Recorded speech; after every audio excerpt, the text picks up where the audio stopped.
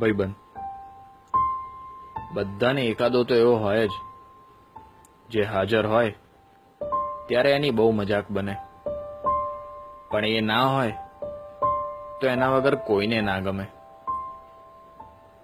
જેને 10 વાગે મળવું હોય તો 9:30 નો ટાઈમ આપવો પડે, કેમ કે 5 જ મિનિટમાં પહોંચ્યો, એવું તો એનું રોજનું હોય. ભાઈબંધ બીજો એક ભિખારી ભાઈબંધ બી હોય, જેની જોડે રૂપિયા તો બહુ હોય પણ કદી કાઢે નહીં. પાકીટ ભૂલી ગયો યાર, હમણાં તું કાઢ ને, હું તને પછી આપું. અને એ પૈસા તમારે ભૂલી જવાના. બેનપણી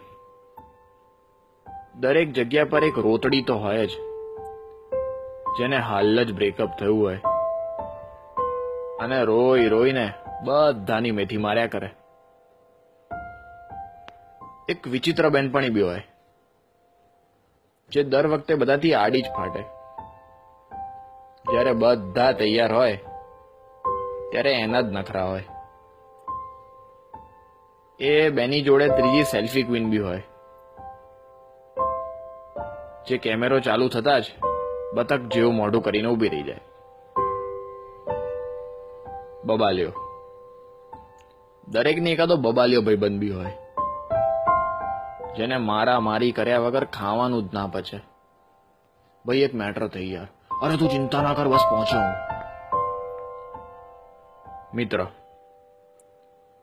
બધાનો એક ફેંકુ મિત્ર હોય, જેની બધે પહોંચ હોય, પણ જરૂર પડે ત્યારે એ નંબરની બધી લાઈન કવરેજ ક્ષેત્રની બહાર જ હોય.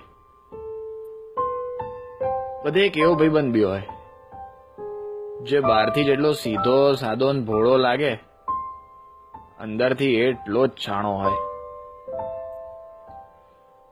હજી એક વિકૃત બી બધે મળી રહે, જે બોલવાનું ચાલુ કરે એટલે એને કંટ્રોલ કરવો અઘરો પડી જાય. અરે ક્યારેક તો એની વાત સાંભળીને આપણને શરમ આવી જાય. આ બધા તો તોય ઠીક, પણ બધાનો બાપ તો પેલો ગધેડો, જે આખો પ્લાન પોતે જ બનાવે ને છેલ્લી ઘડીએ કે મારે પપ્પા જોડે જવું પડશે યાર, સમજ ને.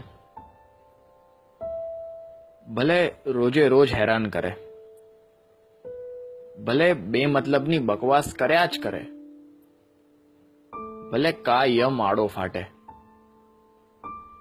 પણ સાચો ભાઈબંધ તો એ જ, જે જરૂર પડે 2 લાત મારીને કહે, ચિંતા ના કર, તારો ભાઈ હજુ બેઠો છે.